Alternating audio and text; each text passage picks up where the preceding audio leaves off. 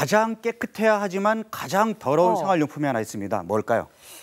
글쎄요. 어떤 거예요? 여러 가지가 있을 것 같은데. 네, 정답은 칫솔입니다. 아, 칫솔. 네.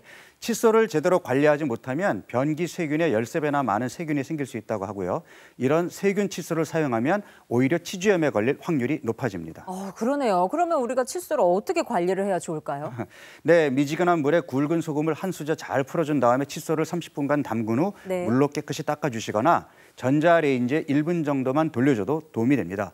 무엇보다도요, 자주 칫솔을 교체해 주는 것이 가장 좋은 방법입니다. 칫솔 아끼면 안 되겠네요. 네. 그리고 칫솔은 3개월 이상 사용하지 않는 것이 좋습니다. 참고하겠습니다. 자, 그러면 이 칫솔 관리뿐만 아니라 양치할 때도 우리가 주의해야 하는 행동이 있을 것 같거든요. 커피나 탄산음료, 맥주 같은 산성 음료를 섭취했을 때에는 우선 입속을 물로 헹군 뒤에 30분 후에 양치질을 하는 것이 좋고요. 또 양치 후에 한두 번만 헹구는 분들이 많은데 저는 8번 이상 헹구거든요. 최소 8번 이상 충분히 헹궈 주셔야 됩니다. 아니, 왜 우리 바로 양치질을 하는 습관들이 있잖아요. 그렇죠. 그런데 그 바로 하는 게 아니라 최소 30분 이상 시간이 지나고 나서 해야 한다. 알겠네요. 그러면 건강을 망치는 최악의 생활 습관 두 번째 어떤 게 있을까요? 두 번째는요. 욕실에서 가장 많이 하는 최악의 생활 습관인데요. 용변 후에 변기 뚜껑 열어둔 채 물 내리기입니다. 변기물을 내리는 순간 변기 근처에 형성된 세균이 공중에 사방으로 퍼져나가는데요. 한 실험에서 변기 뚜껑을 열고 물을 내렸을 때는 세균이 약 1억 마리나 검출됐고요. 뚜껑을 닫았을 때에는 100만 마리 정도만 나왔다고 합니다.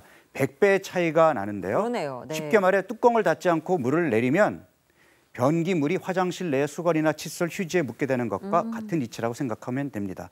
용물을 보고 내릴 때에는 꼭 변기 뚜껑을 닫는 것을 잊지 마시기 바랍니다. 맞아요. 그야말로 그냥 변기 뚜껑은 장식이 아니다. 그렇습니다. 이거를 또 배웠습니다. 그러면 건강을 망치는 최악의 생활 습관 세 번째, 저기 보니까 젖은 수건 재사용하기 써있네요. 이것도 많은 분들이 그냥 지나치시는데요.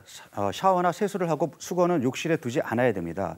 사용한 후에 젖은 수건에는 우리 몸에서 떨어져 나간 각질이 묻게 되는데 이는 각종 세균들의 좋은 먹이가 됩니다. 따라서 몸을 씻고 난 후에 젖은 수건은 바로 빨래를 하는 것이 좋고 빨지 않고 재사용하는 것은 삼가시는 게 좋겠습니다. 왜 우리가 몸에 물기를 닦고 난 수건을 욕실에 그대로 걸어두거나 아니면 세면대 이렇게 닦는데 사용하기도 하잖아요. 절대로 안 되겠네요. 맞습니다. 자, 마지막으로 건강을 망치는 최악의 생활 습관, 공중 화장실 화장지 사용하기. 이거 어떻게 놀라운데요? 휴지가 원래 흡수가 잘 되는 재질이잖아요. 그렇죠. 그만큼 세균 흡수도 잘 된다는 얘기인데 따라서 공중 화장실에 오래 비치되어 있는 휴지에는 변기보다 더 많은 세균이 검출되기도 합니다. 여성분들 중에는 공중 화장실 변기가 더럽다면서 화장실에 있는 휴지를 깔고 용물을 보시는 분들이 있거든요. 오히려 역효과가 날 수 있습니다. 따라서 변기 번거롭더라도 개인 위생을 생각하신다면 따로 휴대용 화장지를 준비하시는 것이 좋겠습니다. 그게 가장 좋은 방법이 될 수 있을 듯 싶네요. 오늘도 좋은 정보 잘 들었습니다.